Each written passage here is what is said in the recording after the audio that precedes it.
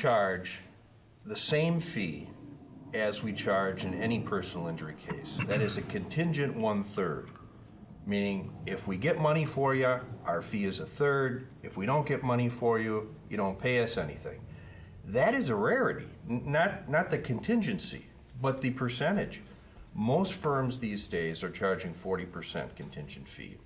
And I know there's some out there that are charging 50%. Well, and to piggyback on that, I mean, we also, our costs that we seek reimbursement for in a typical mass tort case are different than a lot of the other firms. You know, we're not necessarily charging back our travel time or travel expense. You know, if we're engaged in leadership in the MDL, you know, those are things that are going to be submitted obviously to the MDL.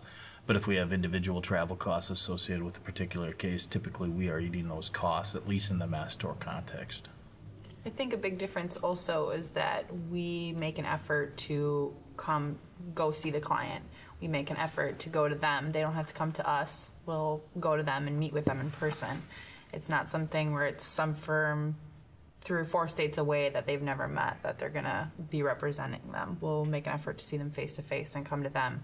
They don't have to come to Minneapolis necessarily. We'll go to St. Cloud or any of the different towns in Minnesota. We really represent Minnesota, not just one city.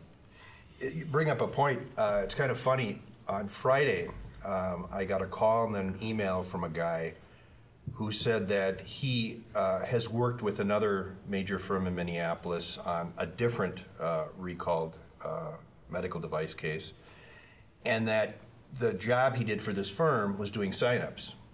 He was hired by the firm to go out to the prospective client's home or hospital and sign them up.